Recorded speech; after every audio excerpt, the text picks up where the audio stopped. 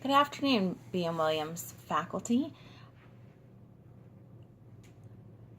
Right now we're going to start our first video module for Excelling with Excel, and this module is going to be how to add a line to an existing spreadsheet.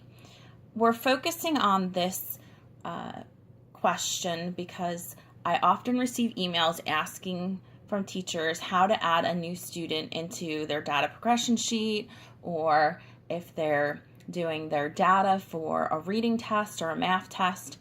So let's go ahead. The first thing we're going to do is get out of my PowerPoint here. I'm going to hit escape and we're going to go down to Excel, and I'm going to open up a data progression sheet. This should look very familiar to many of you. You'll notice that the student names and teacher names have been removed for confidentiality.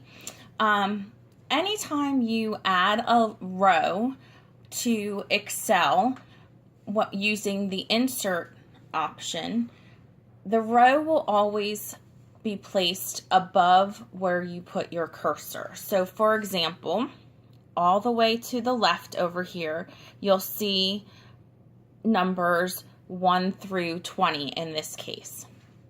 And so what I would like to do is add a brand new student that's come in. And so what I'm going to do to make room for that student on my data progression sheet is I'm going to go all the way to the left to the number here. I'm going to highlight it. I'm going to right click until we see the drop down menu here. It'll say insert, and there we go. I have inserted a line. Okay. Now, you may come into the situation where the new student that you received to your class is the very first student. Their last name starts with A. Well, if I come up here to the very first line and I right click and hit insert, I have a problem, because what it has done is it's actually duplicating the row above. And this is not what I want my row to look like for this new student that has come in, whose last name starts with A and needs to be the first line in your sheet. So how do I solve that problem? Now, there may be other ways that an Excel guru would tell you how to solve this, but for me, this is what I would do. So the first thing I need to do is reverse my mistake that I've made up here. So I'm going to come up to the top with my cursor, and I'm just going to hit back so that it's going to take away the back arrow up here. So it's going to take away the last thing I did. So instead what I'm going to do is I'm going to go, instead of being in the number 2 spot here, I'm going to go to the number 3 spot. And I'm going to right click and I'm going to put insert.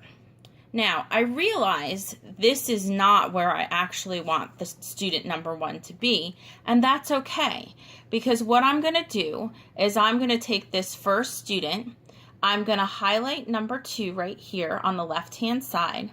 I'm going to right click, and what I'm going to do is click copy. Okay? Then I'm going to take all the information from number 1 and I'm going to move it to number 3. Okay? So I'm going to take the information from student number 1, who is actually on line number 2, and I'm going to copy it to line number 3. So I'm going to right click on line number 3, and I'm going to click paste.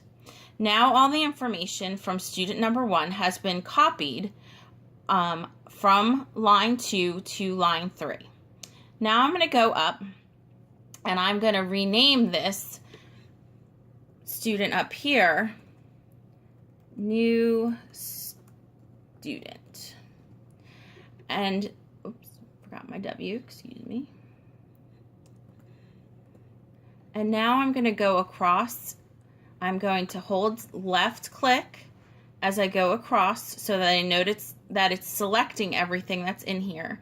And I'm going to go all the way across this, and I'm going to hit delete. So now what I've done is I've opened up all the information that was for the prior student on line number 2 here and opened it up for my new student.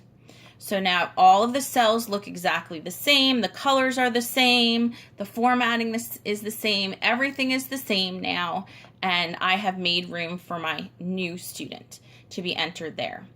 If the new student isn't the very first student, then again, I can click one of these numbers on the left-hand side. I'm going to right-click, hit Insert, and there we go.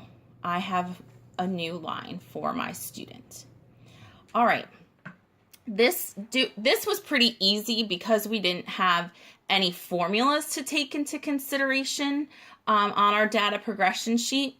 But let's take a look at, for example, our reading sheet that we might have. I'm going to quickly open a reading test for us to take a look at.